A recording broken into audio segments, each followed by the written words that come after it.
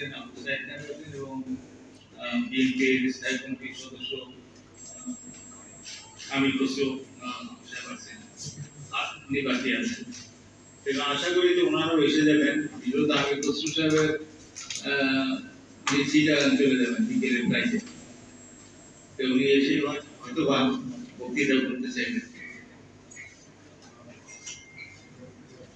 এই অভ্যুত্থান উপলক্ষে অভ্যুত্থানের যে শিরোনাম দেওয়া হয়েছে সেটা হলো যে অপূর্ণ জাতীয় আকাঙ্ক্ষা এবং জুলাই অভ্যুত্থান। শিরোনামের কথা ভাবতে গিয়ে আমার মনে হয়েছিল যে আমরা 1971 সালে যে মহান মুক্তিযুদ্ধ, সশস্ত্র মুক্তিযুদ্ধ হয়েছিল এবং তার যে প্রস্তুতি কাল থেকে বাংলাদেশের যুব সমাজ, শ্রমিক সমাজ এবং সাধারণ মানুষ নিরলসভাবে যে সংগ্রাম করেছিল এবং শেষকালে যে সশস্ত্র যুদ্ধ করেছিল, সেই যুদ্ধের মধ্য দিয়ে আমরা কি অর্জন করতে পেরেছি? একটা তো অর্জন হচ্ছে দেশটা পেয়েছি, কিন্তু এই দেশটাকে পরিচালনা করবার জন্য যে সমস্ত নীতিগুলো আমরা ঠিক করেছি সংবিধানে, সেই নীতিগুলো আমরা বাস্তবায়ন করতে পারি। আর সাদা মাঠে কথা বলতে গেলে যে মানুষের খাওয়া পড়ার একটা নিশ্চয়তা থাকবে, শিক্ষা দীক্ষার নিশ্চয়তা থাকবে, স্বাস্থ্য সেবার নিশ্চয়তা থাকবে। এটা কোনটাই যদি বলা হয় যে সন্তোষজনক ভাবে আমরা করতে পারিনি, বা আমাদের সরকারগুলো তো আমাদের ছিল, যেভাবে তারা আসুক না কেন আমরা সেটা করতে পারিনি।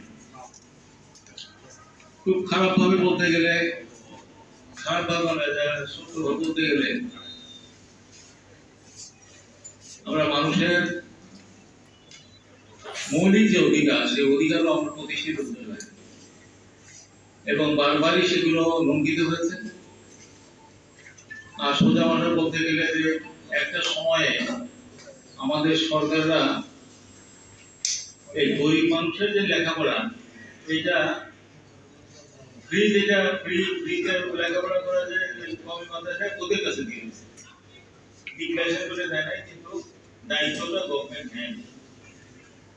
আর স্বাস্থ্য সেবার যে পরিণতি যে অবস্থা, তাতে আমরা যারা কেউ মধ্যবিত্ত, উচ্চবিত্ত আর কিছুটা নিম্ন মধ্যবিত্ত, এমন তারা আসলে হয় ইন্ডিয়া, নয় ব্যাংকক, নয়তো সিঙ্গাপুর, আমরা বিভিন্ন জায়গায় গিয়েছি। এবং যারা ক্ষমতায় আছেন তারা প্রশাসনিক কাজে নিয়োজিত হন আর রাজনৈতিক ক্ষমতায় থাকেন। তারা সাধারণত সিঙ্গাপুরে যান, হয়তো আমেরিকায় যান বা লন্ডনে যান। সাধারণ মানুষ হয় কবিরাজি ওষুধ, কবিরাজের কাছে যাবে, নয়তো হোমিওপ্যাথির কাছে যাবে, নয়তো আয়ুর্বেদের কাছে যাবে। এইটা হলো স্ট্যাটাস। সব সার্বিক বিবেচনায় যদি দেখি যে 50 বছরের বেশি হলো আমরা খুব এগোতে পারি।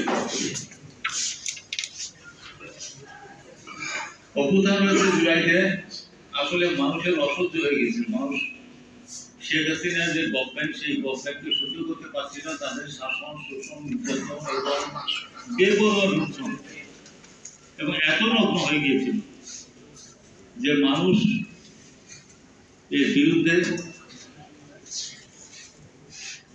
আন্দোলন শুরু করেছিল এবং একটা পর একটা পর্যায়ে অভ্যুত্থান হয়ে গেছে।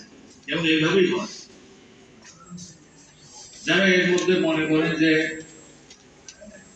অন্য কিছু ছিল, ষড়যন্ত্র ছিল, ক্ষমতায় যারা ছিলেন তারাই তো ষড়যন্ত্র করেছিলেন, ভোটে দিয়েছিলেন না।